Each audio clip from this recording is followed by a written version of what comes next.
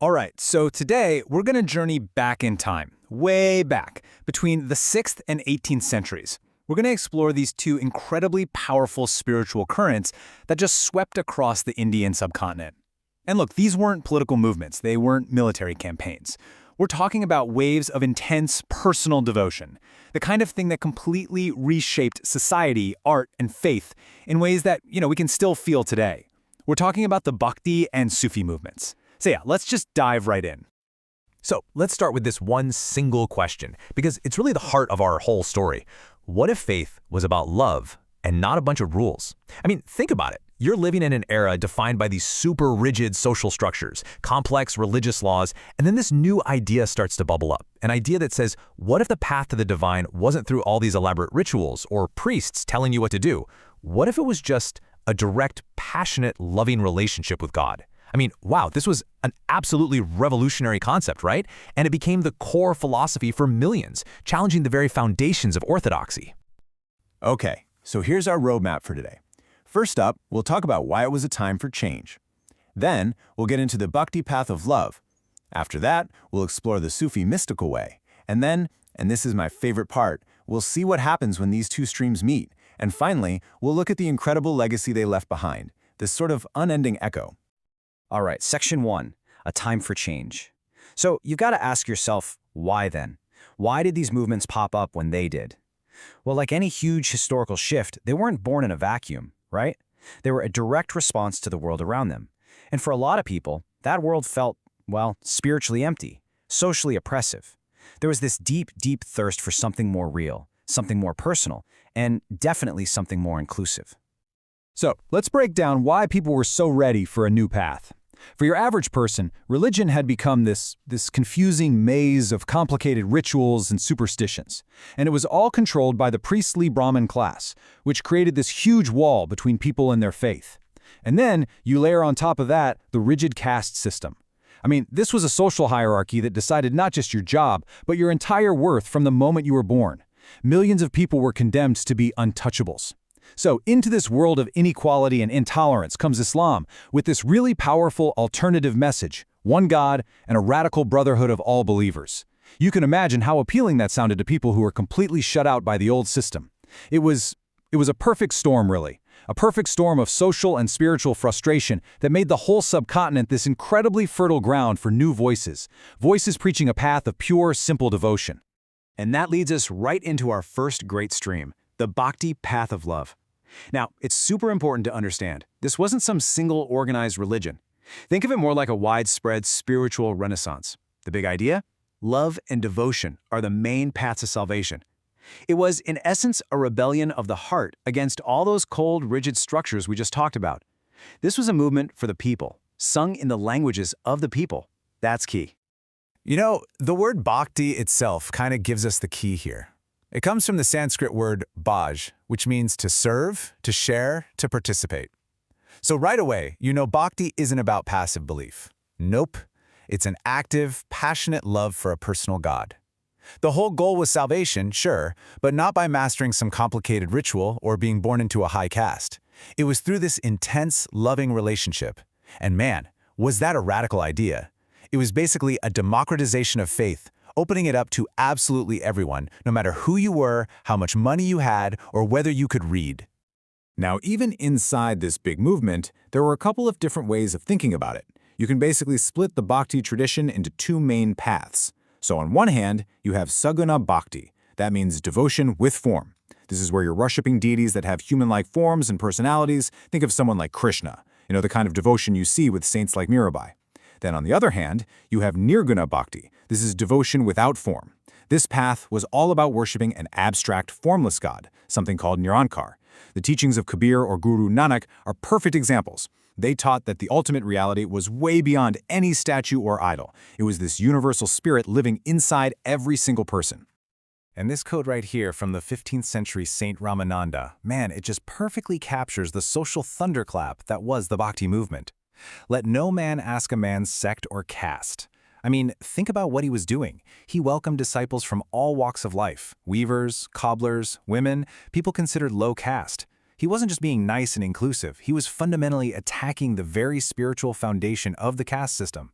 What he was saying loud and clear was that in the eyes of God, all those social labels are meaningless. They're just an illusion. Your real worth had nothing to do with who your parents were. It was all about the purity of your devotion. Period. And the voices carrying this message, they were so incredibly diverse.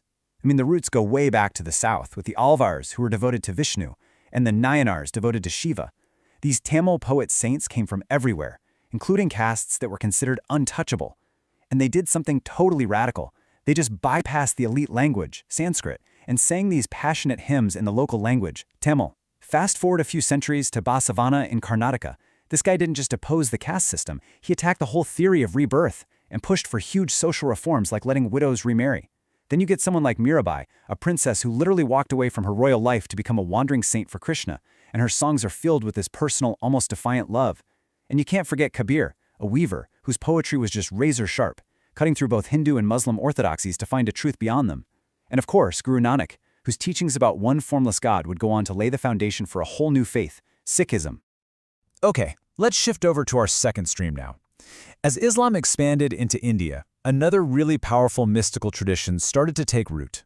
We're talking about Sufism. It's known as tasawwuf, and it's basically the inner, mystical heart of Islam. And you'll notice the theme here. Just like the Bhakti saints, the Sufis weren't happy with just, following the rules of religion.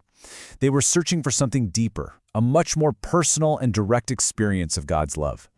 So, at its very core, Sufism is all about having this personal connection with God. The origin of the word is actually kind of debated. Some say it comes from suf, which is the wool clothing the early mystics wore. Others say it's from safa, which means purity. But honestly, it doesn't really matter. The goal was crystal clear. Purify yourself to get closer to the divine. And this wasn't something you did on your own in a cave somewhere. A really crucial part of the process was finding a spiritual master, a sheikh, a pir, a murshid, someone who had already walked the path and could guide their students through all the tricky spiritual stages. The Sufi path, which is called the tariqa, was actually pretty structured. Step 1, and this was absolutely essential for a student or murid, was to find your guide. Once you were under your peer's guidance, you'd start these really intense spiritual practices. This included things like dhikr, which is this constant chanting of God's name to stay focused, and sama, which involved listening to this incredible mystical music to reach a state of, spiritual ecstasy. The idea was that through all this, you'd move through different stages until you finally reach the ultimate goal, hakikat, or a direct, one-on-one connection with the divine reality. But here's the thing. Sufism in India wasn't just one big, happy family. There were different orders, or silsilas, and they had wildly different ideas, especially about politics and money. Let's take the Chishti order, for example. They became super influential. Their whole deal was to stay away from the Sultan's court, because they felt that getting mixed up in politics would corrupt you. And this made them really popular with regular people. They lived simple lives, took donations, but gave everything away to charity. And their main thing was sama, that mystical music. Okay, then you have the Suhrawardi order, total opposite. They were perfectly happy to take government jobs and titles, figuring they could use that power and wealth to do good. And then, way over on the other end of the spectrum, you've got the Naqshbandi order. These guys were much more strict and puritanical. They actually advised rulers to enforce Islamic law, or Sharia, and they were often pretty critical of the tolerant blended approach of the other orders. Okay, now we get to the part of the story that is, for me, just absolutely fascinating. This is where those two powerful streams we've been talking about, Bhakti and Sufism, don't just exist next to each other. No, they meet, they mingle, they create this incredible confluence of faiths. It's the beginning of a conversation that would totally reshape the cultural and spiritual landscape of the entire subcontinent. And look, this wasn't some abstract theoretical thing. It was real, it was practical, it was happening on the ground. The hospices of the Chishti Sufis, they're called khanqahs, they became these buzzing centers of social and spiritual life. We have records of Nathpanta yogis, these ascetics who are also critical of all the old rituals, just hanging out at these khanqahs, having deep mystical discussions with Sufi masters. The Sufis, in turn, were so impressed that they started adopting yogic practices like meditation and breathing exercises. I mean, what an amazing exchange of ideas. And here's something crucial. The Chishti Sufis decided to talk to people not in Persian, which was the language of the court, but in Hindavi, the language of the common person. This made their message totally accessible. And maybe the most beautiful proof of all this blending is the Guru Granth Sahib, the holy book of Sikhism. It's not just the words of the Sikh gurus in there. It includes verses from Bhakti saints like Kabir and Sufi saints like Sheikh Farid. It's all woven together. Here's a perfect example of how this mixing and matching showed up in literature. There was the Sufi poet, Malik Muhammad Jassi.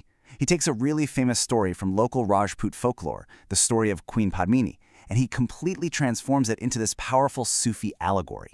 In his epic poem, the Padmavat, the king's whole quest to find the beautiful queen becomes a metaphor. It's about the soul's long, hard journey to find and unite with God. It was brilliant, really. By using characters and stories everyone already knew, poets like Jassi could explain these really complex mystical ideas to a massive audience. They were literally building a bridge between cultures. And here we can see one of the most powerful outcomes of this whole spiritual explosion. You take the path laid down by Guru Nanak, right? A classic Nirguna Bhakti saint teaching about one formless God. Well, his ideas didn't just stay as teachings. They evolved into the distinct faith we now know as Sikhism. His successors compiled and built on his work, and eventually the 10th Guru, Guru Gobind Singh, formalized the whole identity of the Sikh community, the Khalsa, and established the 5 articles of faith, the 5 Ks. That whole journey, from the personal, devotional ideas of one single saint to the creation of a major world religion, it just shows you the incredible, lasting power of the Bhakti movement. So, when all is said and done, what's the lasting legacy of these movements? Well, it's definitely not just something you find in history books. The echo of those devotional songs, those mystical poems, those radical social ideas, it's all around us in South Asia. It's an echo that has never really gone away, and it continues to shape culture and spirituality right up to this very day. I mean, the legacy is just huge.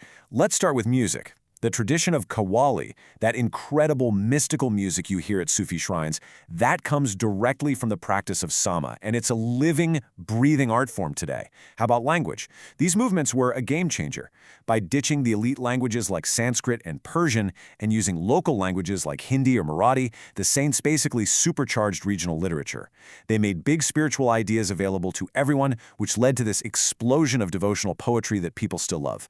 Culturally, they gave us this shared heritage of personal devotion that often cuts across religious lines, and it created this real spirit of tolerance. And socially, well, their message is still this powerful, constant challenge to rigid hierarchies. They push the truly radical idea that every single person, no matter who they are, has a direct line to God. So, that leaves us with this final thought. The Bhakti and Sufi saints, they lived in a world that was in many ways a lot like ours, full of social division, full of religious conflict. But their response, it wasn't more dogma, it was poetry. It wasn't intolerance, it was this overwhelming message of love. What they proved is that faith can be a force for bringing people together, not tearing them apart, and that your own personal devotion can be a powerful tool to fight back against injustice. What they left us with wasn't just a bunch of beliefs, it was a blueprint, a model for how the human spirit can rise above all the walls we build between each other. And that, I think, is a lesson really worth holding on to.